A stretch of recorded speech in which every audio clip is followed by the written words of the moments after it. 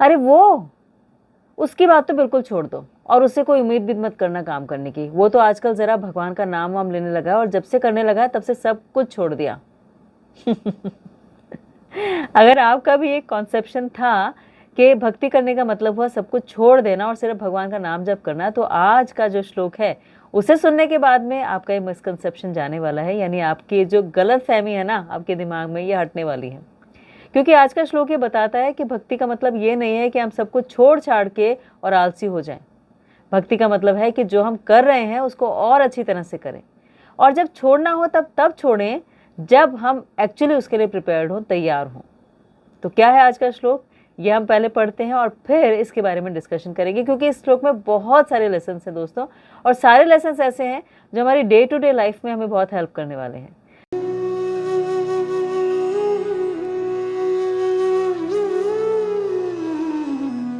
तो श्लोक क्या है, श्लोक है 3rd चैप्टर 1st श्लोक, जो कहता है अर्जुन उवाचा जायसी चेत कर्मणस्ते मता बुद्धिर्जनार्दना तत्किं कर्माणि घोरे मां नियोजयसि केशवा। के अर्जुन क्या कहते हैं इसमें, अर्जुन कहते हैं कि हे जनार्दन, हे केशव, आप मुझे युद्ध में क्यों लगाना चाहते हैं जबकि आप जानते हैं कि बुद्धि सकाम कर्म से बेहतर होती है। और ये जो भगवान से कहा अर्जुन ने, ये इसीलिए कहा क्योंकि अर्जुन बहुत अटेंटिवली भगवान को सुन रहे थे। भगवान ने 2nd चैप्टर के 49 श्लोक में अर्जुन से कहा था कि तुम अपने बुद्धि का इस्तेमाल करो, यानी बुद्धि योग को अपनाओ और गरित कर्मों से दूर रहो। अब युद्ध भी एक गरित कर्म है, तो अर्जुन ये कह रहे हैं कि एक तरफ तो आपने कहा था कि मैं बुद्धि योग या भक्ति योग में लग जाऊं और गरित कर्मों से दूर रहूं, और अब आप मुझे कह रहे हैं कि मैं युद्ध करूं, तो ये कैसे हुआ। ये तो दोनों कॉन्ट्रडिक्टरी स्टेटमेंट्स हैं, दोनों अलग अलग हैं, तो मुझे ये समझ में नहीं आ रही हैं। अब इस बात से जो बहुत सारी बातें निकल कर आती हैं वो ये कि पहली बात तो ये कि हमें बहुत अटेंटिव लिसनिंग करनी चाहिए, यानी बहुत ध्यान से सुनना चाहिए। सोचिए, अर्जुन ने अगर ध्यान से नहीं सुना होता तो उनके दिमाग में क्वेश्चन भी नहीं आता कि आपने उस श्लोक में तो बोला था कि तुम गरित कर्म से दूर रहो, और यहाँ आप कह रहे हैं कि युद्ध करो, तो दोनों बातें अलग अलग हो गई। तो पहली बात कि जब भी हम किसी को सुने हमें बहुत अटेंटिव या बहुत ध्यान से सुनना चाहिए। दूसरी बात, हमारा कम्युनिकेशन बहुत क्लियर होना चाहिए। हमें कभी भी ब्लाइंड फेथ नहीं करना चाहिए, यानी अंधविश्वास नहीं होना चाहिए कि भगवान आपने बोल दिया, आपने जो कह दिया वो ठीक है और मैं वही करूँगा। अर्जुन ने ऐसे कहा, लेकिन सब समझने के बाद, अभी नहीं बोला। जबकि हमारी क्या आदत होती है कि किसी ने हमें कुछ भी बोल दिया, हमें समझ आए ना आए, बस किसी ने बोला है तो हम आउट ऑफ रिस्पेक्ट भी करते हैं, और कई बार वैसे भी बिना लॉजिक समझे, बिना ध्यान दिए ऐसे एक्सेप्ट कर लेते हैं। तो हमारा वो जो एक एक्सेप्टेंस होती है ना, जो ब्लाइंड एक्सेप्टेंस होती है, यानी अंधविश्वास में हम किसी बात पे विश्वास कर लेते हैं, वो ज़्यादा देर तक टिकती नहीं है, क्योंकि हमने उसके बारे में सोचा ही नहीं था कि वो कहा गया है तो क्यों कहा गया, उसके पीछे का रीज़न क्या है, उसका कारण क्या है, उसका लॉजिक क्या है।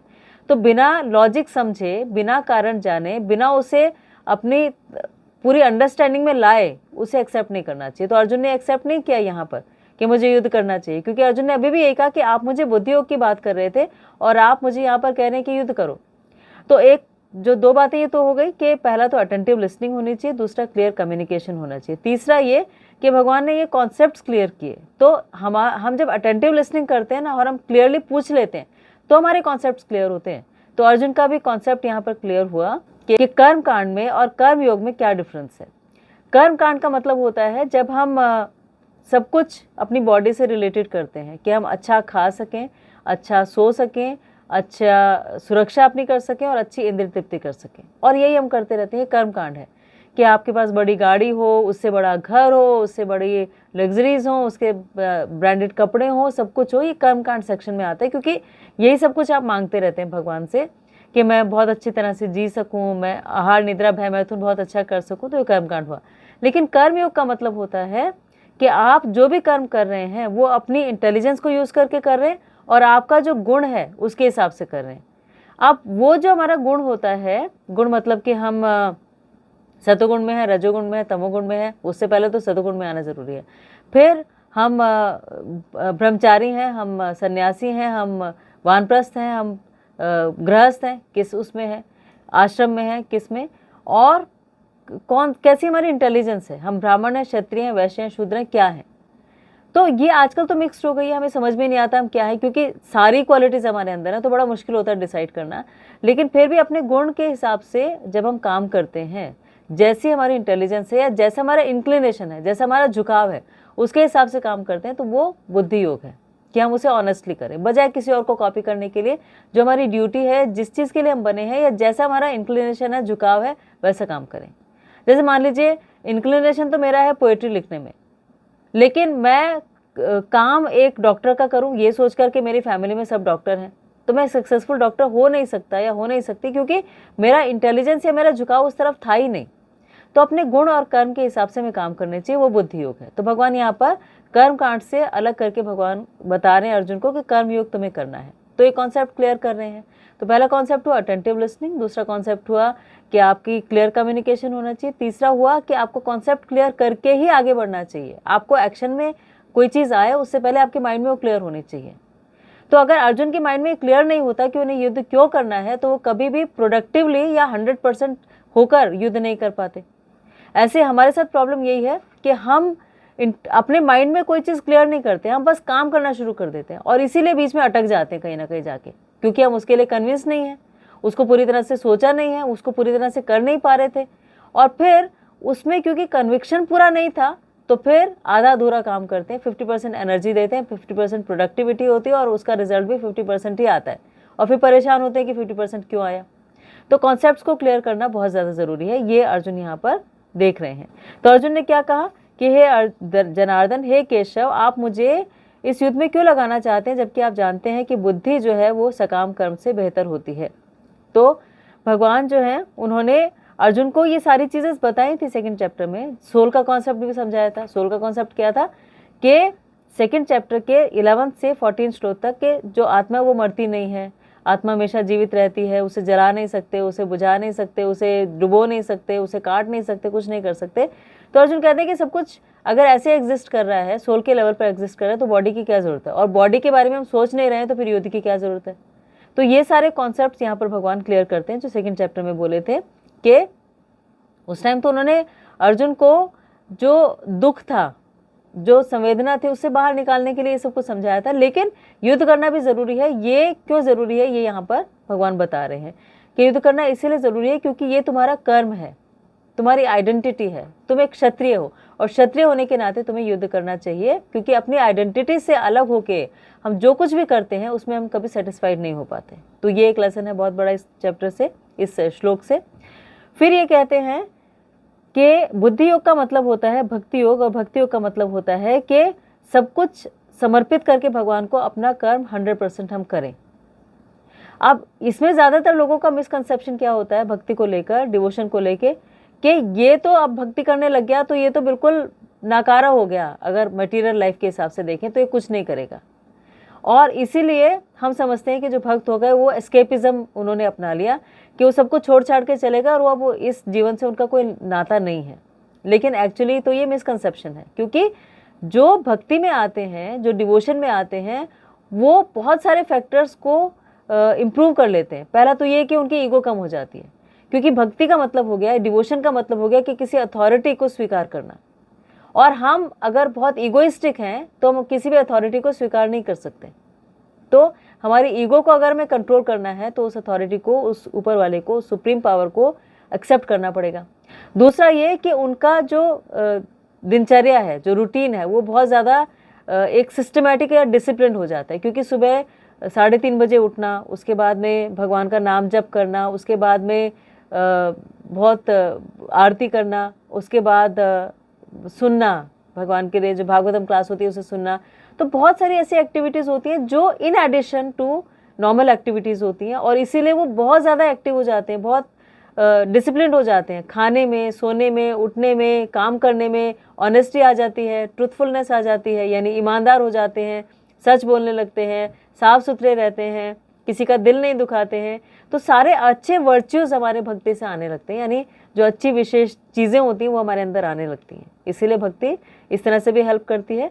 पर जो लोग समझते हैं भक्ति का मतलब क्या हुआ, कि जो यहाँ पर भक्ति का मतलब हुआ कि अपने कर्म को और अच्छी तरह से करना।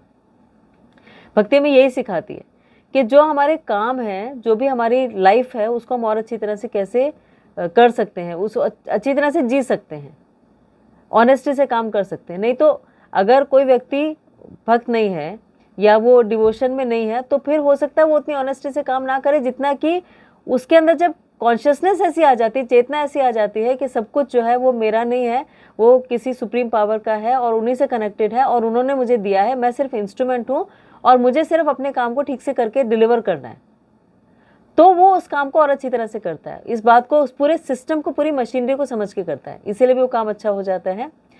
तो यहाँ पर जो बताया गया है, अर्जुन ने जो पूछा है बुद्धि योग का मतलब कि हे कृष्ण, बुद्धि योग के बारे में आप मुझे कहते हैं, स्पिरिचुअल एडवांसमेंट की बात करते हैं, तो फिर आप मुझे एक जगह बैठकर क्यों नहीं रहने देते कि मैं ये सब कुछ छोड़ दूं, युद्ध ना करूं और एक जगह बैठकर तपस्या करूं, आपका नाम लूं और मैं आपके धाम को प्राप्त हो जाऊंगा, क्योंकि बॉडी तो मुझे भी छोड़नी है अल्टीमेटली। तो ये क्वेश्चन यहाँ पर अर्जुन ने किया। इसके नेक्स्ट श्लोक में भी अर्जुन एक और क्वेश्चन करते हैं और उसके बाद फिर भगवान जवाब देना शुरू करते हैं। तो हमारे लिए लेसन क्या है इसमें, कि पहला लेसन तो ये हुआ कि हमें बहुत अटेंटिव लिसनिंग करनी चाहिए, बहुत ध्यान से सुनना चाहिए, तभी हम क्रॉस क्वेश्चन करते हैं। अगर आप कुछ सुन रहे हैं और आपके मन में कोई प्रश्न नहीं आ रहा है, इसका मतलब आपने ध्यान से नहीं सुना, और अगर क्वेश्चन आ रहा है तो आप कमेंट सेक्शन में लिख सकते हैं। दूसरा ये कि जब हम किसी से कम्युनिकेट करते हैं तो बहुत क्लियर कम्युनिकेशन होना चाहिए। तीसरा ये कि कोई जब हमसे कुछ पूछ रहा है तो हमें बहुत पेशेंटली सुनना चाहिए उसकी बात को पूरा, और तब जवाब देना चाहिए। चौथा ये कि पेशेंटली सुनने के बाद में आर्गुमेंटेटिव टोन की बजाय एक नॉर्मल डिस्कशन की तरह बात करनी चाहिए और पीसफुल होना चाहिए। आजकल जो हम देखते हैं कि जब बहस होती है, चर्चा होती है, तो इतनी ज़बरदस्त तेज हो जाती है कि उसमें एक दूसरे के पॉइंट ऑफ व्यू को सुने बिना ही बात काट काट के एक दूसरे से बात कर रहे होते हैं। लेकिन भगवत गीता में ये भी सिखाती है कि बात काटे बिना पेशेंटली पहले किसी की बात सुनिए और उसके बाद फिर जवाब दीजिए।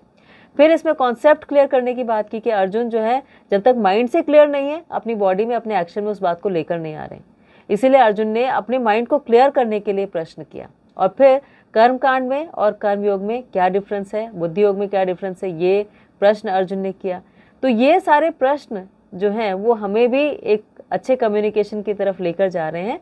अगले श्लोक में हम देखेंगे कि अर्जुन के और क्या डाउट्स हैं और उसके बाद भगवान क्या जवाब देंगे, ये 3rd चैप्टर में हम देखते जाएंगे। तो ये इसकी पृष्ठभूमि है 3rd चैप्टर की, 1st श्लोक। और आगे क्या होगा ये अभी सस्पेंस है, आगे जैसे जैसे श्लोक पढ़ते जाएंगे हमें समझ में आता जाएगा।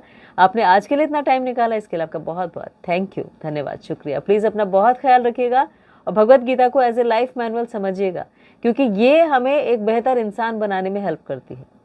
तो जब हम स्क्रिप्चर्स को पढ़ते हैं तो पूरे फेथ के साथ, पूरी श्रद्धा के साथ और अटेंटिव होकर हमें पढ़ना चाहिए, ताकि हम उसको पूरी तरह से अपने अंदर आत्मसात कर सकें, समझ सकें। Thank you so much.